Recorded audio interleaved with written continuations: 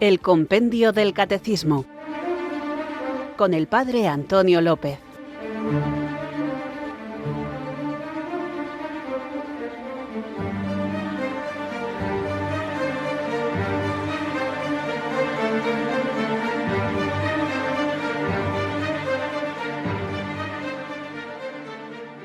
Muy buenas, amantes, apasionados, buscadores de la verdad. Recibid mi abrazo del Padre Antonio López desde Irurzun, en Navarra, los que os tomáis en serio la invitación de Jesús a seguirle y queréis profundizar en el conocimiento de la fe para madurarla, enraizarla en la vida e irradiarla en el testimonio. Continuamos con nuestro apartado dedicado a la fe en Jesucristo, su único Hijo, nuestro Señor, y precisamente de ese título de Jesús, Hijo único del Padre, es de lo que vamos a hablar hoy. Pero antes os quiero recordar que toda la finalidad de la doctrina y de la enseñanza debe ser puesta en el amor que no acaba, porque se puede muy bien exponer lo que es preciso creer, esperar o hacer, pero sobre todo debe resaltarse que el amor de nuestro Señor siempre prevalece, a fin de que cada uno comprenda que todo acto de virtud perfectamente cristiano no tiene otro origen que el amor, ni otro término que el amor.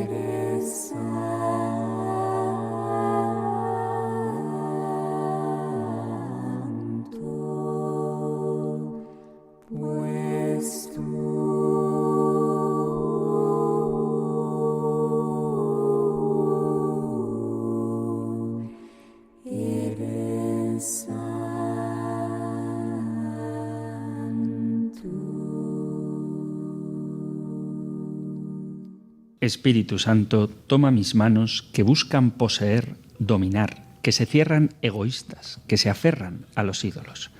Tómalas, Espíritu, y conviértelas en caricia, servicio, sanación, extendidas en ofrenda, abiertas para dar, elevadas para adorar, como las manos de Cristo.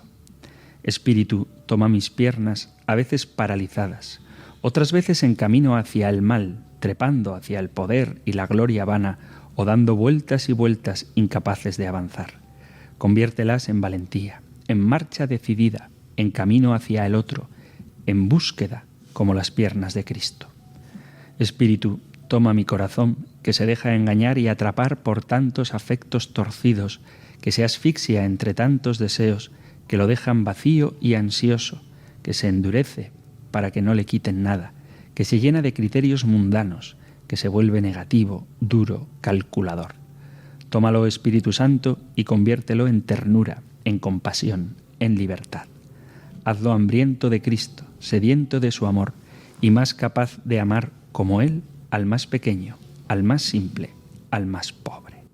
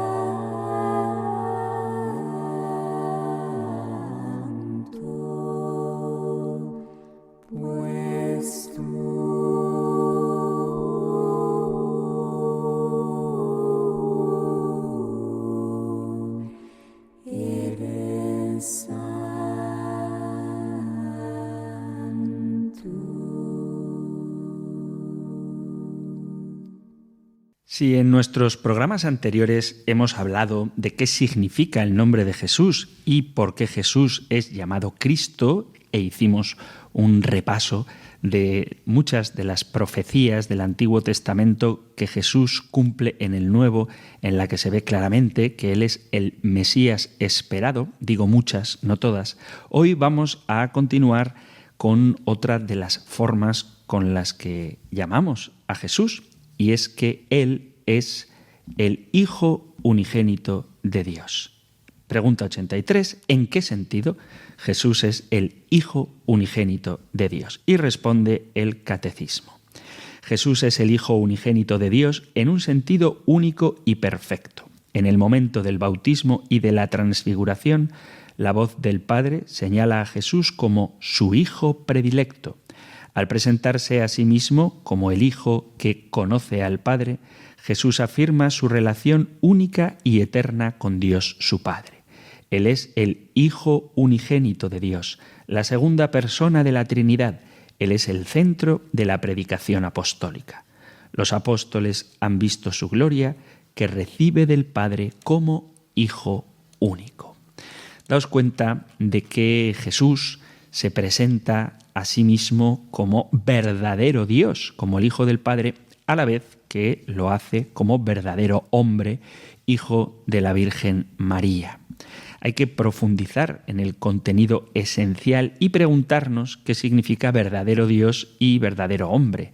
Es esta una realidad que se desvela ante los ojos de nuestra fe mediante la autorrevelación de Dios en Jesucristo. Y dado que esta verdad, como cualquier otra verdad, solo se puede acoger rectamente mediante la fe, tenemos que dar el obsequio razonable de nuestro intelecto a lo que la fe nos enseña. Jesús habla a menudo de sí mismo llamándose el Hijo del Hombre, y este título estaba vinculado a la tradición mesiánica del Antiguo Testamento, a la vez que respondía a esa pedagogía de la fe, a ese progresivo revelarse de Dios al que Jesús recurre. En efecto, deseaba que sus discípulos y los que le escuchaban llegasen por sí solos al descubrimiento de que el Hijo del Hombre era al mismo tiempo el verdadero Hijo de Dios. De ello tenemos una demostración muy significativa en la profesión que hace Simón Pedro alrededor de Cesarea de Filipo. Jesús provoca a los apóstoles con preguntas y cuando Pedro llega al reconocimiento explícito de su identidad divina, confirma su testimonio Jesús diciéndole a Pedro: «Bienaventurado tú, porque no es la carne ni la sangre quien te ha revelado esto, sino mi Padre». Es el Padre el que da testimonio del Hijo, porque solo el Hijo conoce al Padre, como afirma Jesús en el capítulo 11 del Evangelio de San Mateo. Sin embargo, a pesar de la discreción con que Jesús actuaba aplicando ese principio pedagógico, la verdad de su filiación divina se iba haciendo cada vez más patente debido a lo que él decía y especialmente a lo que hacía. Pero si para unos esto constituía objetos de fe, para otros era causa de contradicción y acusación. Esto se manifestó de forma definitiva durante el proceso ante el Sanedrín. Narra el evangelista San Marcos. El sumo sacerdote le preguntó y le dijo: ¿eres tú el Mesías, el Hijo del Bendito? Jesús dijo: yo soy. Y veréis al Hijo del Hombre sentado a la diestra del poder y venir sobre las nubes del cielo. Evangelio de San Marcos, capítulo 14, versículo 61. En el Evangelio de Lucas, la pregunta se hace de otra forma. Pregunta: luego, ¿eres tú el Hijo de Dios? Él respondió: vosotros lo decís, yo soy. La reacción de los presentes es unánime. Ha blasfemado. Acabáis de oír la blasfemia. Es reo de muerte. Esta acusación es, por decirlo así, fruto de una interpretación material de la ley antigua. Leemos en el libro del Levítico: quien blasfemare el nombre de Yahvé será castigado con la muerte. Toda la asamblea lo lapidará. Jesús de Nazaret, que ante los representantes oficiales del Antiguo Testamento declara ser el verdadero Hijo de Dios, pronuncia, según ellos, una blasfemia. Y por eso es reo de muerte y la condena se ejecuta, si bien no con la lapidación, según la disciplina del Antiguo Testamento, sino con la crucifixión, de acuerdo con la legislación romana y, de paso, para cumplir las profecías. Llamarse a sí mismo Hijo de Dios quiere decir hacerse Dios, lo que suscitaba una protesta radical por parte de los custodios del monoteísmo del Antiguo Testamento. Lo que al final se llevó a cabo en el proceso intentado contra Jesús, en realidad había sido ya antes objeto de amenaza, como refieren los evangelios, particularmente el de San Juan. Leemos varias veces que los que lo escuchaban querían apedrear a Jesús cuando le oían decir lo que para ellos era una blasfemia. Descubrieron tal blasfemia, por ejemplo, en sus palabras sobre el tema del buen pastor, en el capítulo 10 de San Juan, y en la conclusión a la que llegó en esa circunstancia. Juan, capítulo 10, versículo 30, yo y el Padre somos una sola cosa. La narración evangélica prosigue diciendo, de nuevo los judíos trajeron piedras para apedrearle. Jesús les respondió, muchas obras os he mostrado de parte de mi Padre. ¿Por cuál de ellas me apedreáis? Respondieron los judíos, por ninguna buena obra te apedreamos, sino por la blasfemia, porque tú, siendo hombre, te haces Dios. Evangelio de San Juan, capítulo 10, versículo 31. Parecida fue la reacción a otras palabras de Jesús en el capítulo 8 del Evangelio de San Juan. Antes que Abraham naciese, era yo. También aquí Jesús se halla ante una pregunta y una acusación idéntica. ¿Quién pretendes ser? Y la respuesta a tal pregunta tuvo como consecuencia la amenaza de lapidación. Está pues claro que si bien Jesús hablaba de sí mismo sobre todo como Hijo del Hombre, sin embargo, todo el conjunto de lo que hacía y enseñaba daba testimonio de que Él era el Hijo de Dios en sentido literal, es decir, que era una sola cosa con el Padre y por tanto también Él era Dios como el Padre. Del contenido unívoco de este testimonio es prueba tanto el hecho de que Él fue reconocido y escuchado por unos, muchos creyeron en Él, dice el Evangelio, como todavía más el hecho de que encontró en otros una oposición radical, más aún la acusación de blasfemia con la disposición a infligirle la pena prevista para los blasfemos en la ley del Antiguo Testamento. Entre las afirmaciones de Cristo relativas a este tema resulta especialmente significativa la expresión «yo soy». El contexto en el que viene pronunciada indica que Jesús recuerda aquí la respuesta dada por Dios mismo a Moisés cuando le dirige la pregunta sobre su nombre. «Yo soy el que soy, así responderás a los hijos de Israel. Yo soy me manda a vosotros». Ahora bien, Cristo se sirve de la misma expresión yo soy en contextos muy significativos. Aquel del que se había hablado concerniente a Abraham, antes que Abraham naciera, era yo. Pero no solo ese. Así, por ejemplo, en el capítulo 8 del Evangelio de San Juan, versículo 24, dice, si no creyereis que yo soy, moriréis en vuestros pecados. Y unos versículos más adelante, cuando levantéis en alto al Hijo del Hombre, entonces conoceréis que yo soy. Y en el capítulo 13 de San Juan, versículo 19, dice Jesús, desde ahora os digo, antes de que suceda, para que cuando suceda, creáis que yo soy. Este yo soy se halla también en otros lugares de los evangelios sinópticos, pero en las afirmaciones que he citado, el uso del nombre de Dios, el nombre propio que aparece en el libro del Éxodo, está particularmente límpido y claro. Cristo habla de su elevación pascual mediante la cruz y la sucesiva resurrección. Entonces conoceréis que yo soy. Lo que quiere decir es que se manifestará claramente que yo soy aquel a quien compete el nombre de Dios. Por ello, con dicha expresión, Jesús indica que es el verdadero Dios y aún antes de su pasión, Él ruega al Padre, todo lo mío es tuyo y lo tuyo mío, que es una forma de afirmar, yo y el Padre somos una sola cosa. ante Cristo, Verbo de Dios encarnado, tenemos que unirnos a la confesión de Pedro y elevar a voces nuestra fe en Jesús.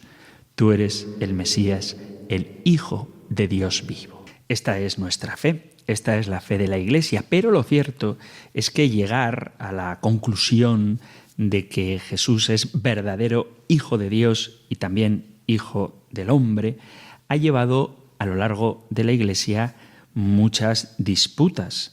Durante 4 siglos, los padres de la Iglesia estaban involucrados en el amargo debate contra el arrianismo y fue precisamente dentro de ese contexto de debate que se esclarecieron las doctrinas de la Iglesia sobre la Trinidad. El arrianismo era esa perspectiva de que el Hijo es una subdivinidad que no siempre existió, sino que fue creado por Dios como el primer ser y el más glorioso del universo, el primogénito de toda la creación. Los arrianos afirmaban la preexistencia de Cristo, existió como logos antes de su nacimiento virginal, pero niegan porque existen arrianos, por ejemplo los testigos de Jehová, la preexistencia eterna de Cristo. Decían que hubo un tiempo en que Él no existía antes de su generación. Decían, como también afirma, por ejemplo, la religión islámica, que hubo un tiempo en el que Él no existía, que antes de su generación Él no existía. Decían que Él fue creado de las cosas que no existen, aunque Él sea la más gloriosa y la primera criatura hecha por Dios, e incluso se le podría llamar Dios en algún sentido, debido a su exaltado honor y gloria divina, pero pertenece al lado de las criaturas. Hay una distinción entre creador y criatura. Para los arrianos y sus hijos ideológicos, Jesucristo existe antes de nacer del seno virginal de María, pero no existe desde toda la eternidad como Dios mismo. Entonces, en cuanto que creado primero que todas las demás cosas, se puede hablar de Él como Dios, pero no sería Dios en un sentido absoluto. En respuesta, los padres de la Iglesia apelaron a la enseñanza bíblica de que el Hijo no es una criatura distinta a Dios, sino la descendencia eterna del Padre y la propia esencia misma de Dios. Como confesaron los obispos en el Concilio de Nicea, la Iglesia cree en un solo Señor Jesucristo, Hijo de Dios, engendrado por el Padre, unigénito, es decir, de la esencia del Padre, Dios de Dios, luz de luz, Dios verdadero de Dios verdadero, engendrado, no creado, de la misma sustancia del Padre. El contraste, engendrado, no creado, es un golpe contra el arrianismo. Como decía San Atanasio, el Hijo es distinto de las cosas originadas, es decir, creadas. Es el único descendiente de la propia esencia del Padre. Los padres de la Iglesia vieron una gran distinción entre una criatura hecha por Dios y una descendencia eternamente engendrada por Dios. Esta doctrina de la eterna generación o engendramiento del Hijo no fue inventada por medio de la especulación filosófica, tampoco fue principalmente una deducción teológica de los nombres correlativos a Padre e Hijo. Más bien, la propiedad personal del Hijo de ser engendrado eternamente por el Padre se basó en la enseñanza explícita de las Escrituras. Los padres de la Iglesia apelaron a una serie de versículos, tanto del Antiguo como del Nuevo Testamento, que leyeron como enseñanzas de que el Hijo es engendrado, no creado. Fijémonos primero en el Antiguo Testamento.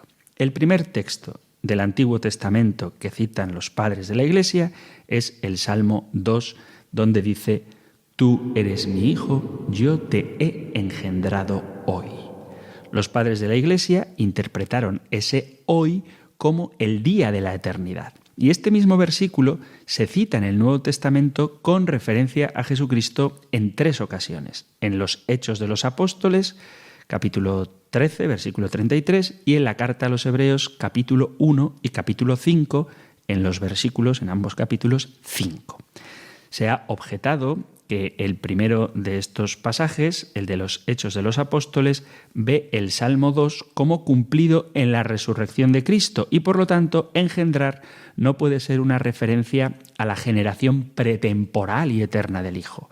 Pero según la enseñanza uniforme del Nuevo Testamento, la resurrección de Cristo no es el momento en que se convierte en Hijo.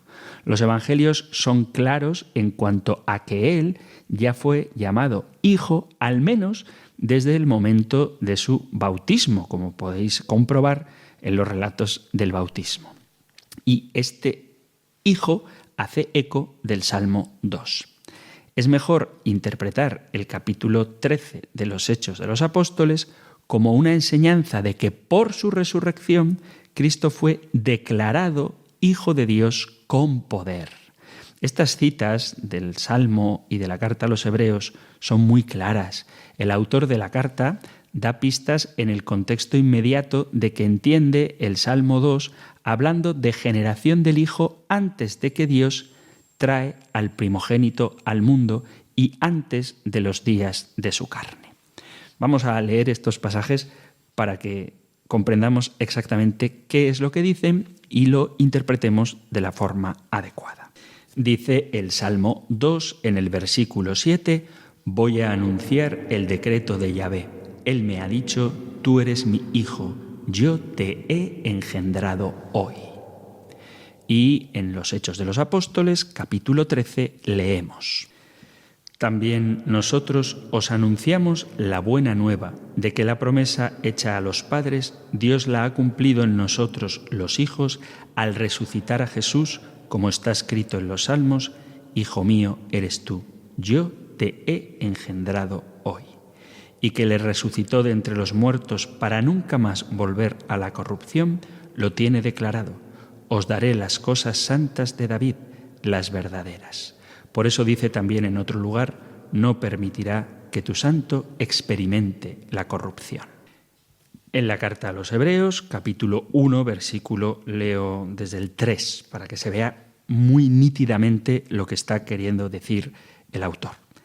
El cual, siendo resplandor de su gloria e impronta de su sustancia, y el que sostiene todo con sus palabras poderosas, después de llevar a cabo la purificación de los pecados, se sentó a la diestra de la majestad en las alturas, con una superioridad sobre los ángeles, tanto mayor cuanto más les supera en el nombre que ha heredado.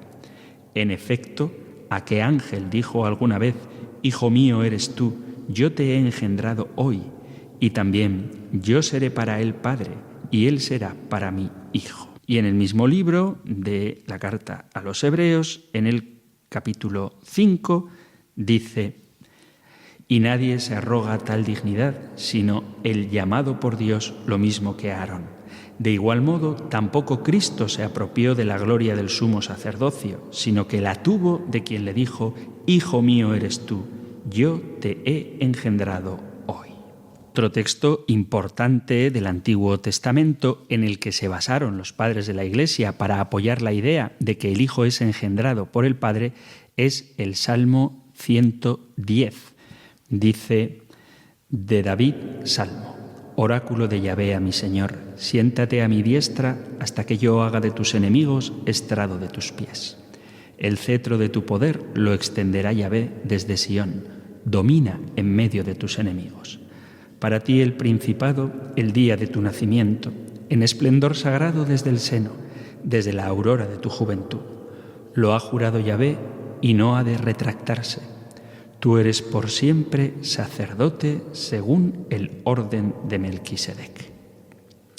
Tal como se traduce en griego antiguo, el versículo dice, desde el vientre, antes de las estrellas de la mañana te engendré, antes de la aurora, dice nuestra traducción. Los padres de la Iglesia leyeron el Antiguo Testamento en la traducción griega, así que vieron la palabra engendró allí y la aplicaron a Cristo. Y esto era perfectamente natural, ya que el contexto inmediato es el famoso Salmo 110, citado o aludido al menos 22 veces en el Nuevo Testamento acerca de la exaltación de Cristo. Oráculo del Señor a mi Señor, siéntate a mi derecha hasta que haga de tus enemigos estrado de tus pies. Dado que Jesús y los escritores del Nuevo Testamento claramente interpretan este salmo como una profecía de la exaltación de Cristo a la derecha de Dios, los padres de la Iglesia sintieron que era apropiado tomar el versículo 3, que está en tiempo pasado, yo te engendré, y por lo tanto antes de su exaltación, como una referencia al engendramiento de Cristo antes de la encarnación. Esto fue reforzado por el lenguaje propio del Salmo, desde el vientre antes de la aurora, que se tomó como referencia al tiempo anterior a la creación, cuando, según el capítulo 1, versículo 18 del Evangelio de San Juan, el Hijo estaba en el seno del Padre. Los padres de la Iglesia también citan frecuentemente el libro de los Proverbios en el capítulo 8, versículo 25, donde aparece la figura de la sabiduría. Antes que las montañas fueran creadas, antes que todas las colinas, Él me engendró. Los padres de la Iglesia creían que la figura de la sabiduría en este pasaje era Cristo preencarnado. Y esto se basa en dos consideraciones. Primero, que el Nuevo Testamento se refiere a Jesús como la sabiduría de Dios en varios pasajes, tanto de los Evangelios, en concreto San Marcos capítulo 11, versículo 19, y en la carta a los Corintios y en la carta a los Colosenses. Y segundo, porque la sabiduría se describe en Proverbios como presente con Dios, como su maestro obrero al principio, lo que encaja con la enseñanza del Nuevo Testamento de que la palabra estaba con Dios en el principio como intermediaria de la creación. Cuando vamos a los textos del Nuevo Testamento a los que apelaron los padres de la Iglesia, encontramos que uno de los favoritos es el capítulo 1, versículo 3 de la carta a los Hebreos, que describe al Hijo como el resplandor de su gloria y la impronta de su ser. Este versículo no usa el lenguaje de engendrar, sino que implica que el Hijo se deriva de Dios tal como el resplandor se deriva de la luz sin dejar de ser luz. Si el Padre es luz, también lo es el Hijo. Además, argumentaron que así como la luz nunca está sin su resplandor, así el Padre nunca estuvo sin su Hijo. El Hijo es la luz engendrada que resplandeció de la luz no engendrada. Esto es la base de la afirmación del credo de Nicea, en el que se afirma que el Hijo es luz de luz. Otro grupo de textos que usaron los santos padres de la Iglesia es el de Mateo capítulo 11, donde dice que mi Padre me ha confiado todo, y Juan capítulo 16, cuando afirma Jesús, todo cuanto tiene el Padre es mío. Obviamente se sintieron atraídos por estos versículos debido al enfático todo. San Atanasio argumentó que si el Padre tiene perpetuidad eterna e inmortal, y si el Padre ha dado todo lo que tiene al Hijo, entonces el Hijo también debe poseer estos atributos y debe poseerlos eternamente. De lo contrario, realmente no posee la perpetuidad, la eternidad y la inmortalidad. De forma similar, en el Evangelio de San Juan, capítulo 5, Jesús dice: porque así como el Padre tiene vida en sí mismo, así también le dio al Hijo el tener vida en sí mismo. Esto afirma que el Padre pone al Hijo en plena posesión de su propia naturaleza divina. De hecho, el gran predicador San Juan Crisóstomo argumentó que el verbo ha dado en estos contextos equivale a ha engendrado. Finalmente, debemos considerar otras referencias en la literatura de San Juan en la que se habla de Jesús como el unigénito de Dios. El Evangelio de Juan, capítulo 1, capítulo 18, capítulo 3 y la primera carta de Juan, capítulo 4. La palabra griega que traducimos como unigénito es monogenes. El consenso de los eruditos rechaza esta traducción y argumenta que solo significa único o solamente, sin ninguna noción de engendrado. Sin embargo, no es así como los padres de la Iglesia interpretaron la palabra, y hay muchos argumentos para traducirla de modo tradicional. Los padres de la Iglesia estaban particularmente interesados en las dos apariciones de esta palabra, unigénito, en el prólogo del Evangelio de San Juan. Juan abre su Evangelio describiendo quién era Jesucristo antes de encarnarse. En el principio era la palabra, y la palabra era con Dios, y la palabra era Dios. Ella era en el principio con Dios. Entonces llegamos a la primera aparición de esta palabra clave monogenes. Y la palabra se hizo carne y habitó entre nosotros, y vimos su gloria, gloria como del unigénito del Padre, lleno de gracia y de verdad. Los padres de la Iglesia interpretaron a Juan como enseñando que la palabra, el Hijo, antes de la creación y antes de que Él se hiciera carne, y el unigénito del Padre son los mismos. Además, siguiendo el ejemplo de estos versículos, los padres de la Iglesia a menudo se refieren al Hijo como el unigénito, como la peculiar designación que identifica al Hijo. Al usar este título, claramente no querían decir el único, porque ese nombre no sería una designación peculiar del Hijo, ya que el Padre y el Espíritu Santo también son únicos. Unos pocos versículos después, en el capítulo 1, versículo 14 del Evangelio de San Juan, llegamos al 18 que dice: a Dios nadie lo ha visto jamás. El Dios unigénito o Hijo que está en el seno del Padre, Él lo ha dado a conocer. La tradición de los manuscritos se divide bastante equitativamente entre el Dios unigénito y el Hijo unigénito, y los padres de la Iglesia lo citaron en ambos sentidos. Pero lo interesante es la primera variante, el Dios unigénito, que también se puede traducir como el Dios único, pero esto implicaría que Jesús es el único Dios, dejando al Padre y al Espíritu Santo fuera de la divinidad, o implicaría el modalismo, que Dios es uno que aparece de distintos modos, y ambas alternativas son negaciones de la Trinidad. Los padres de la Iglesia entendieron que el Hijo no es el Padre, sino el Hijo unigénito del Padre. Sin embargo, debido a que Él es eternamente engendrado por el Padre, comparte la misma naturaleza divina que el Padre, y con razón se le puede llamar el Dios unigénito. Como decía San Ireneo, el Padre es Dios y el Hijo es Dios, porque todo lo que es engendrado por Dios es Dios.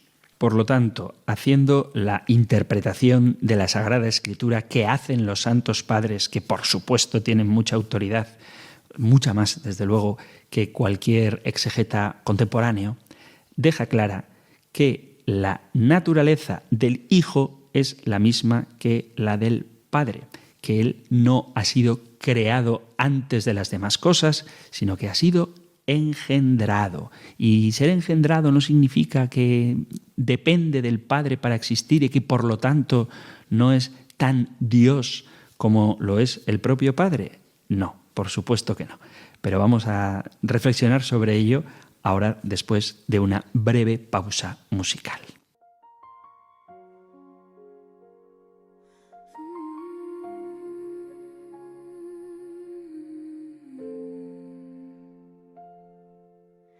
Creo en la luz que me nombra, en la palabra hecha flor, en el silencio que acoge mi corazón. Creo en el Hijo entregado, ver el misterio y su amor. Vino a vivir entre sombras para ser sol.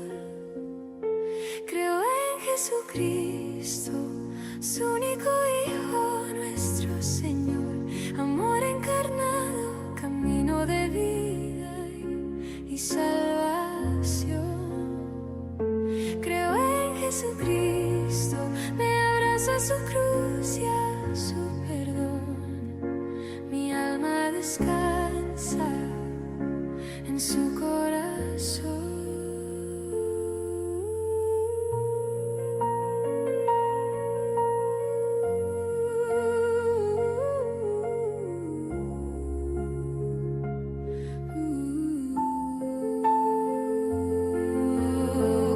Sus manos abiertas, pan para el pobre y dolor.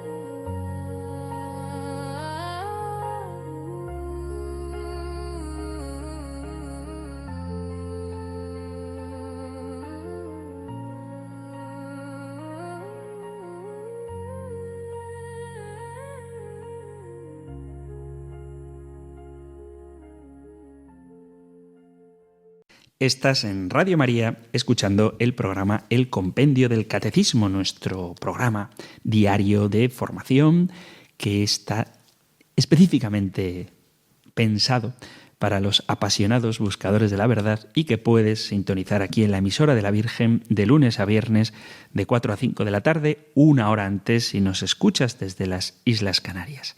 Hoy estamos con la pregunta 83, ¿en qué sentido Jesús es el unigénito de Dios?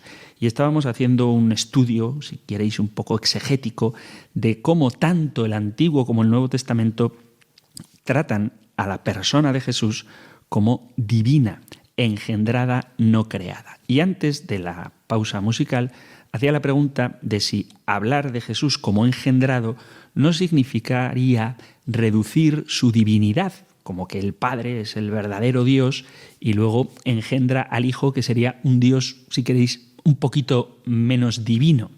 Pero cuando nosotros decimos que el Padre engendra al Hijo, estamos utilizando una analogía, una metáfora, si queréis, de la experiencia humana encarnada de padres que engendran hijos literales. El punto de la analogía es muy estrecho. Afirma que así como los padres humanos engendran hijos de una manera que los pone en posesión de una naturaleza completamente humana, así cuando Dios engendra a su Hijo, el Hijo está en posesión de una naturaleza completamente divina. Los padres de la Iglesia eran muy conscientes de que el engendramiento humano tiene limitaciones significativas o puntos de diferencia con el engendramiento divino. Vieron dos puntos principales de disonancia, de disimilitud. Primero, los padres humanos preceden a su descendencia en el tiempo. Un hijo es siempre más joven que su padre. Este es un punto importante de diferencia con el engendramiento eterno, porque el engendramiento de Dios por parte del Padre está más allá del tiempo. No tiene un principio ni un fin. No hubo punto en la eternidad pasada cuando el Padre existió sin su Hijo. Para aclarar esta diferencia, los padres de la Iglesia usaron algunos adverbios griegos importantes. Decían que la generación eterna del Hijo es agronos, es decir, sin tiempo, y anarjos, sin principio. San Agustín usó la metáfora del fuego y su resplandor para explicar cómo el Padre engendra al Hijo, pero sin ningún intervalo cronológico.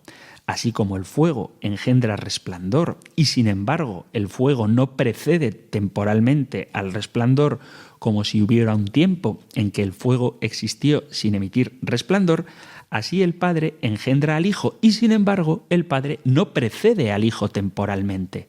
El engendrador y el engendrado son coeternos. En segundo lugar, el engendramiento humano es una acción corporal que implica una serie de procesos físicos que no deben atribuirse al engendramiento divino. Por ejemplo, está la relación de un padre con una madre. Hay un proceso físico que comienza con la concepción, continúa durante 9 meses de gestación y concluye con el nacimiento del engendrado. Todos estos procesos pueden dejarse de lado, ya que no forman parte de la analogía cuando se aplican al Padre y al Hijo. Los padres de la Iglesia usaron estos dos adverbios que os decía antes para explicar esto. Además decían que la generación eterna del Hijo es asómatos, o séase, sin cuerpo, y apatos, o séase, sin pasión. San Atanasio decía que toda influencia corporal sea desterrada sobre este tema. Por lo tanto, cuando hablamos de que el Hijo ha sido engendrado por el Padre, aunque esta palabra, engendrar, puede servirnos, puesto que hay ciertas similitudes entre el engendramiento natural humano y la engendración, no sé si la palabra existe, del Verbo eterno de Jesucristo, aunque existe una comunión de naturaleza, el Padre humano engendra un Hijo humano, lo cierto es que también hay disimilitudes, puesto que el Hijo no existe a la vez que el Padre, pero en el caso de la relación de Jesucristo con Dios Padre, el Verbo y el Padre coexisten eternamente y tampoco hay un proceso de generación de la vida como lo hay en la formación de un nuevo ser humano. Por lo tanto, cuando hablamos de engendrado, aunque la palabra nos es útil a fuerza de no tener otra mejor, no es exactamente igual la generación humana que la generación de Dios Padre con respecto de Jesucristo. La doctrina de la generación eterna del Hijo es muy importante porque especifica lo que significa decir que Jesús es el Hijo de Dios. No hay duda de que este título cristológico es doctrinalmente significativo en el Nuevo Testamento. Es verdad que Jesús lleva otros títulos de los que hemos hablado y de los que también hablaremos, que también son significativos doctrinalmente. Por ejemplo, cuando decimos que es Jesús o que es Cristo o es el Señor o el Hijo del Hombre. Pero el título Hijo tiene un significado teológico especial por su frecuencia y por su estrecha conexión con la preexistencia de Cristo. Muchos de los otros títulos designan el oficio mesiánico de Cristo como hombre, pero Hijo se remonta al tiempo antes de su encarnación para describir quién es Jesús ontológica y eternamente. ¿Pero qué significa exactamente el título Hijo de Dios? Algunos señalan que es simplemente un título mesiánico basado en su uso en el Antiguo Testamento con referencia al rey davídico. Esta no es una interpretación mala, pero tampoco es satisfactoria, dada la propia enseñanza de Jesús en los Evangelios de que ser hijo de Dios lo hace mucho más que ser hijo de David.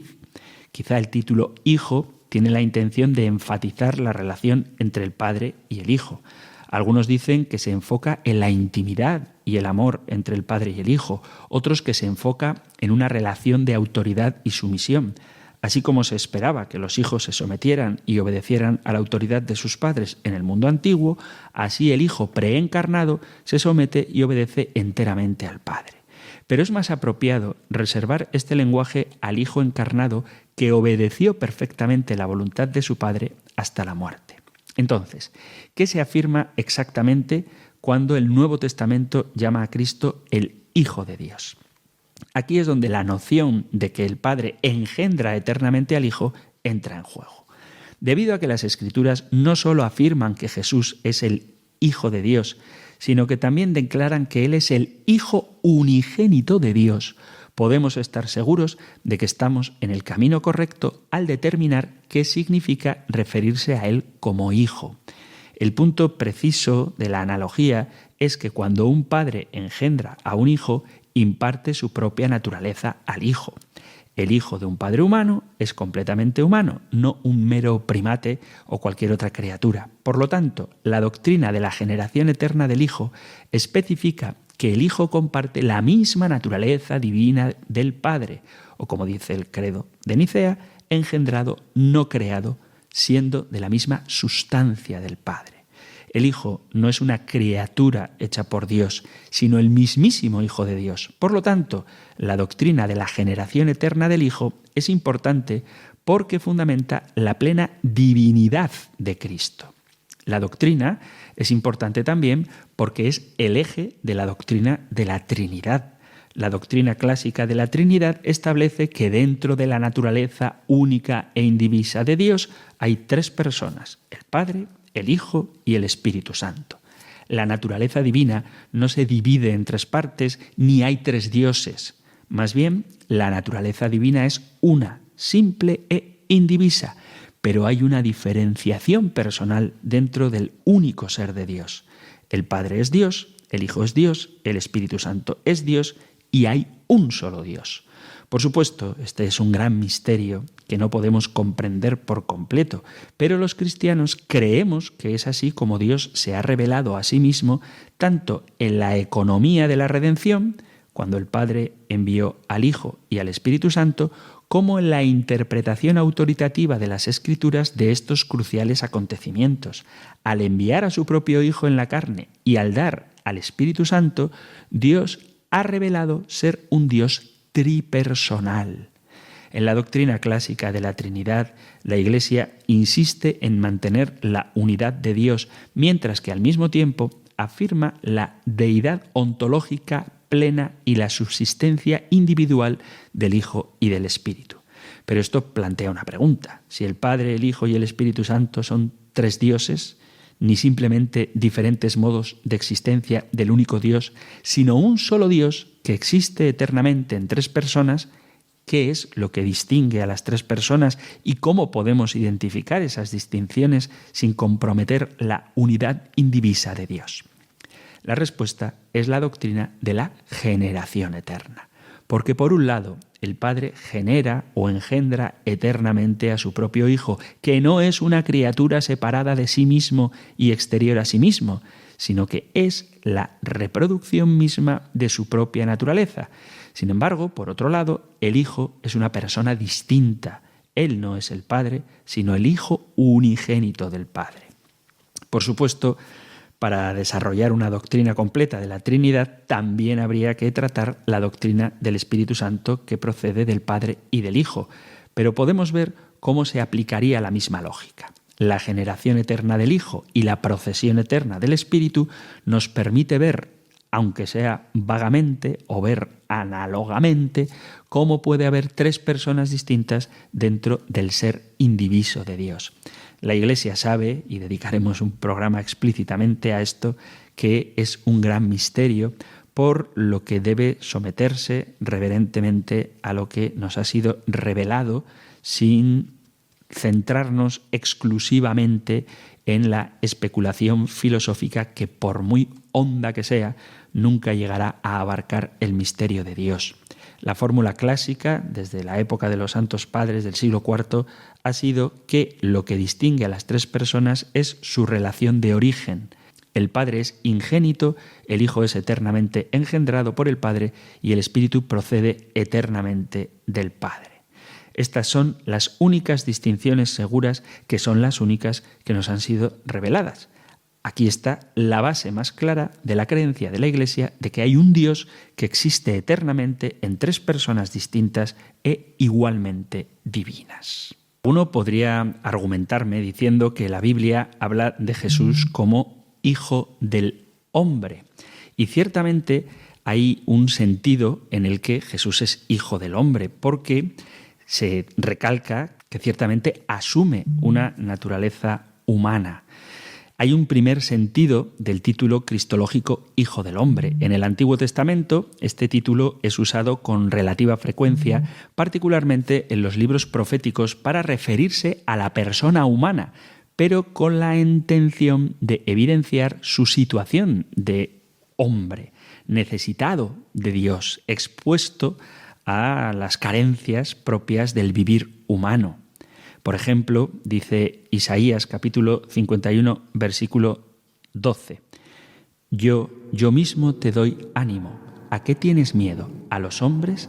¿Al Hijo del Hombre equiparado al heno? En un texto del profeta Ezequiel, en el capítulo 2, la expresión Hijo del Hombre evidencia la distancia que hay entre Dios y el hombre. Luego oí una voz que me decía: tú, Hijo de hombre, ponte en pie, que te voy a hablar. Sin embargo, en el Antiguo Testamento también aparece un segundo sentido de la expresión Hijo del Hombre. Se emplea para exaltar la grandeza del misterioso Hijo de Hombre contemplado por el profeta Daniel en el capítulo 7, versículo 13. Yo seguía viendo visiones en la noche. De pronto vi que venía alguien parecido a un hijo de hombre, el cual fue a donde estaba el anciano. Le hicieron acercarse a él y le fue dado el poder, la gloria y el reino, y gente de todas las naciones y lenguas le servían.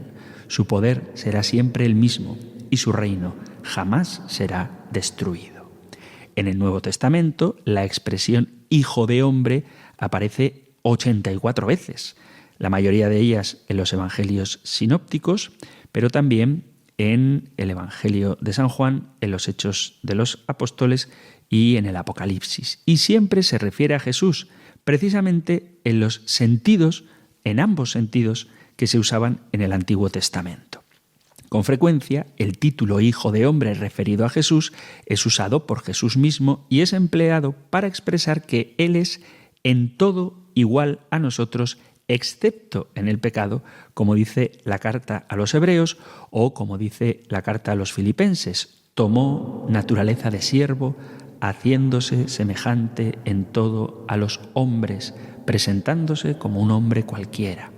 Sin embargo, Jesucristo es también el Hijo del Hombre triunfante y juez de los hombres, como ha sido profetizado en el texto del profeta Daniel y que luego el propio Jesús dirá, capítulo 24 del Evangelio de San Mateo. Entonces se verá en el cielo la señal del Hijo del Hombre, y llenos de terror todos los pueblos del mundo llorarán y verán al Hijo del Hombre que viene en las nubes del cielo con gran poder y gloria. En otro texto, también de San Mateo, leemos que Jesús mismo profetizó su venida futura diciendo: cuando el Hijo del Hombre se siente sobre su trono glorioso.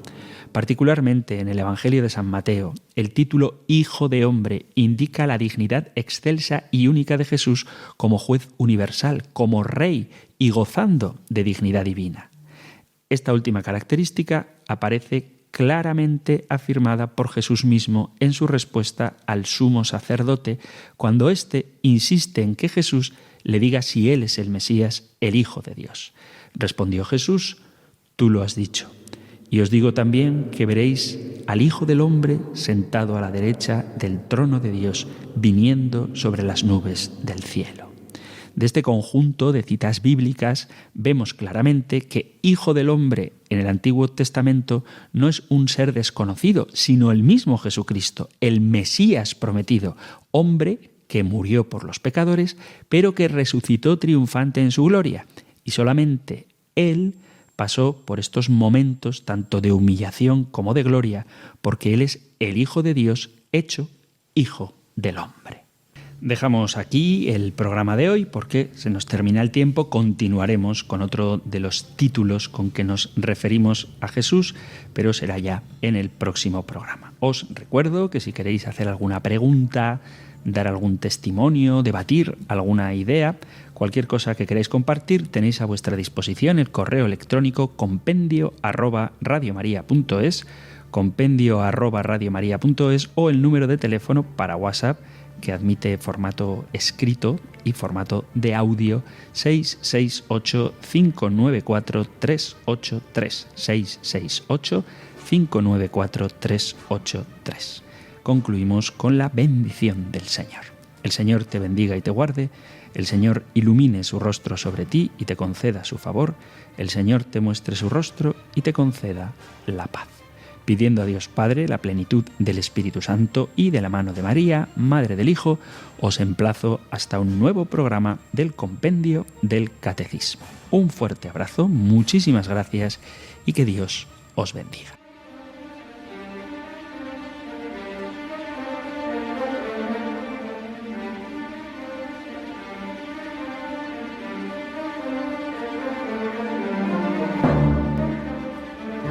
El Compendio del Catecismo con el Padre Antonio López.